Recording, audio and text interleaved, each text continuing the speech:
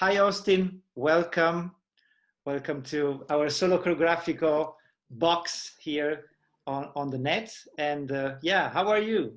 Thank you. I'm doing great. I'm doing great.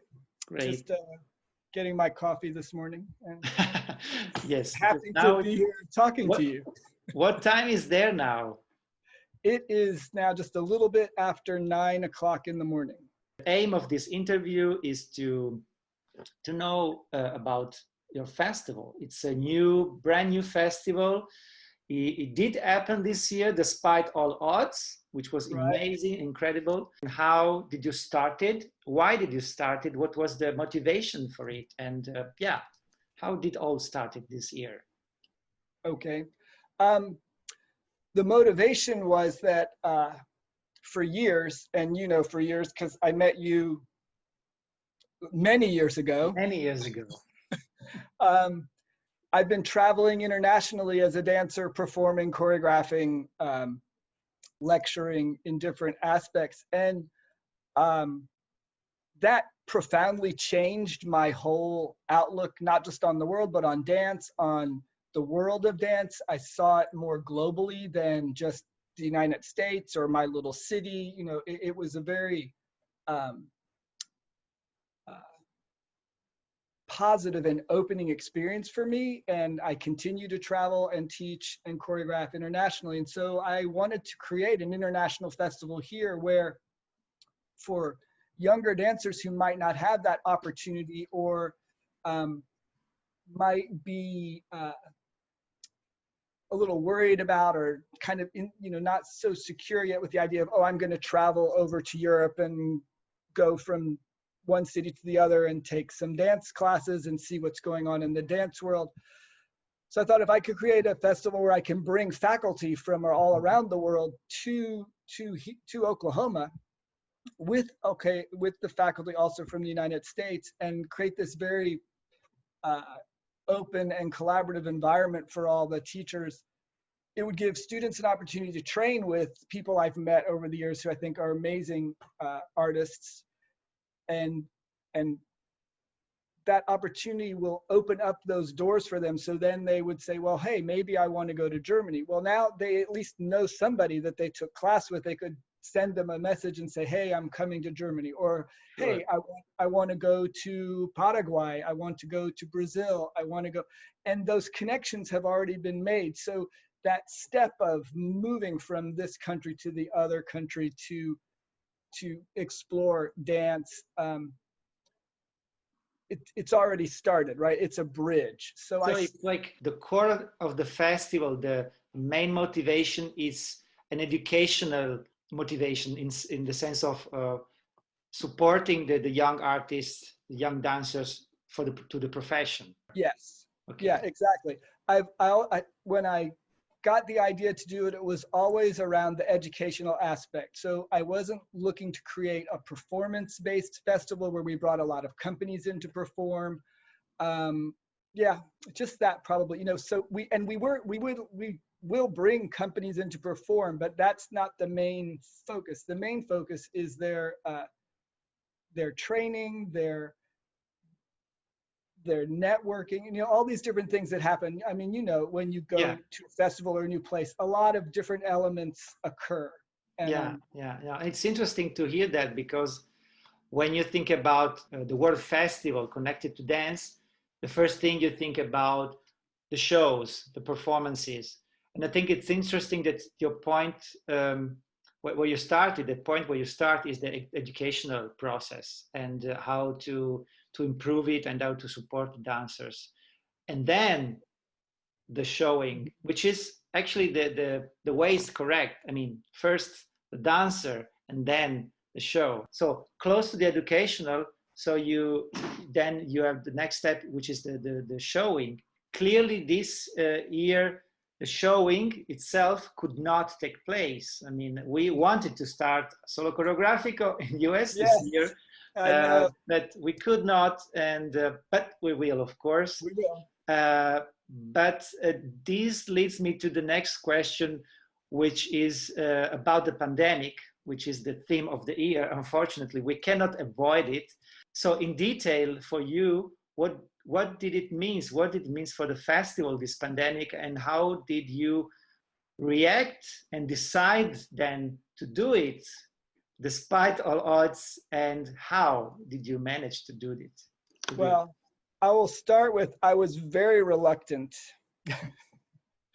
to make the choice to switch the format of the festival. And I held out until the beginning of June with still trying to hold the festival in person. The tipping point for me, where I decided that we should take it online and make it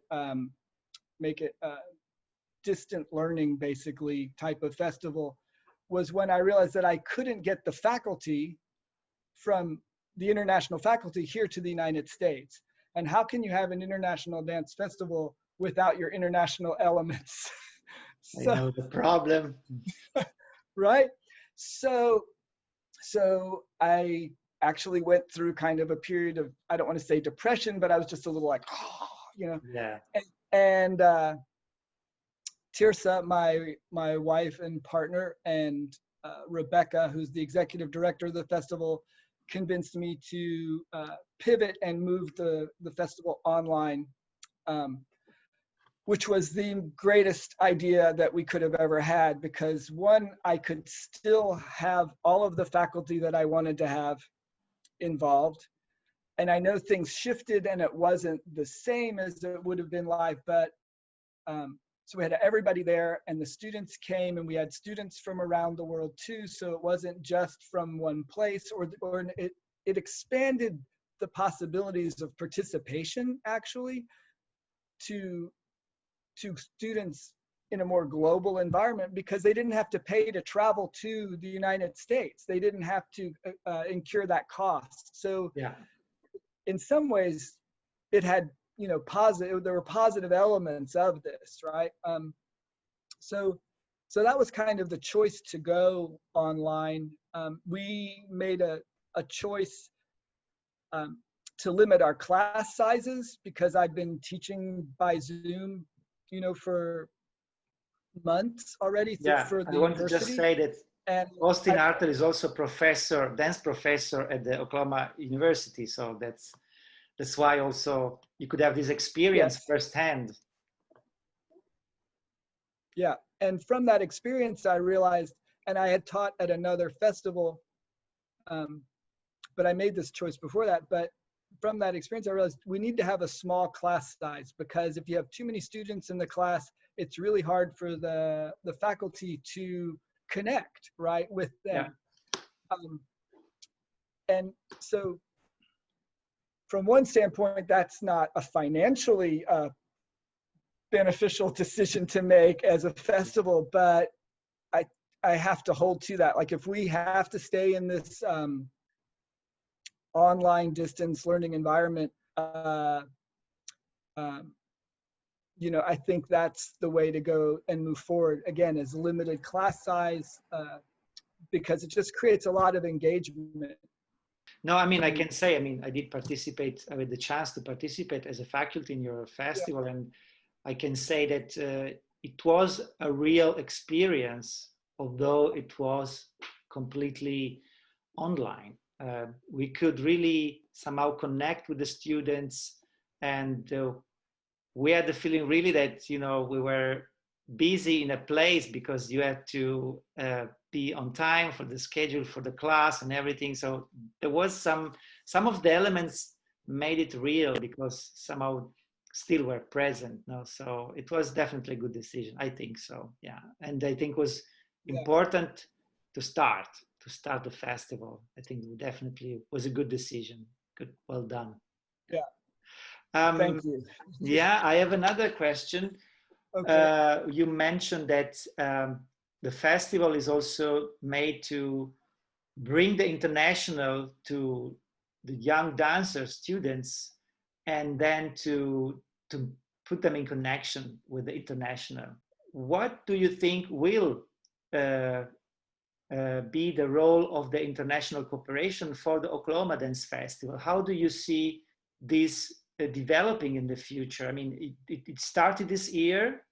You already connected internationally via online. How do you see this developing in the next years, and how do you think this will be useful for the festival and for the students themselves? I mean, you know, I think for the first few years, just kind of keeping this format. Eventually, you know, we will start to present companies at performing here. One possibility is to bring companies, again, international companies, to perform here as well. So it's not just, you know, companies from the United States. I think our partnership with SOLOCOREOGRAFICO is going to be a big part of that, because that will bring international artists here to perform. And I'm excited about that element. To me, that's a integral part of developing and growing the international connections for the festival, is by partnering with you and SOLOCOREOGRAFICO to have that event as part of the festival. We weren't able to do that this year. I'm really hoping we can be on the ground next year with our feet in the dirt. Also because it's a wonderful place. It's a wonderful compound where you do it in Oklahoma City, in Lone Wolf, Oklahoma. And by the way, the cooperation actually with SOLOCOREOGRAFICO, we will do it this year, and as we agreed, and we have the chance to have a solo danced by one of the students who was present at this Oklahoma International Dance Festival, who is Tessa Fungo. And can you tell a bit more about the solo and what we can expect to see on video, maybe? Well, the beginnings of the solo were developed in your class. So, true. Right? Correct. The beginnings. She's taking that vocabulary and information and expanding it to around a 3-minute long solo.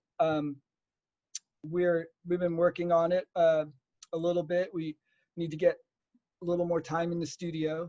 I think it's going to be really beautiful, powerful. Tessa's just a really beautiful mover and dancer.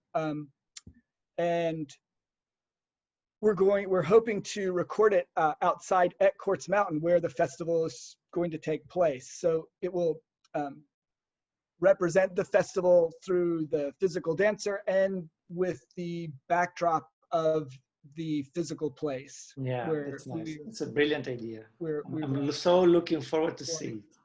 Yeah, me too. Yeah.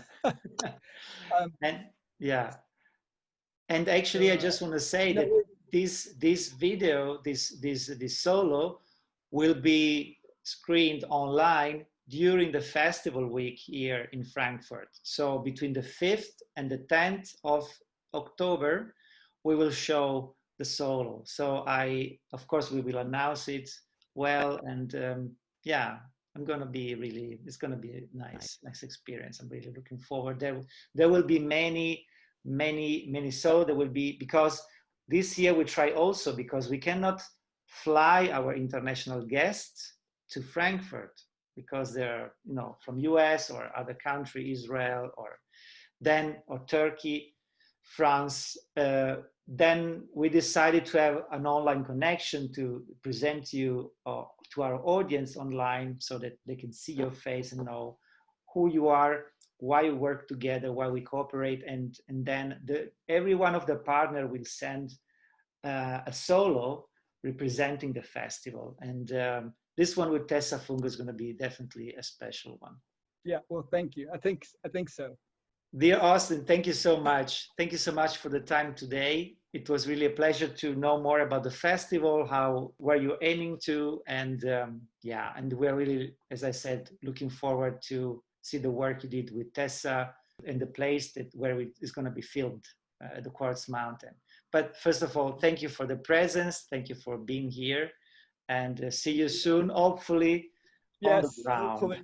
Yes. Thank you, Bye. Raffaele. Ciao. You have a great day. Ciao. Yeah, you too. Ciao. Ciao.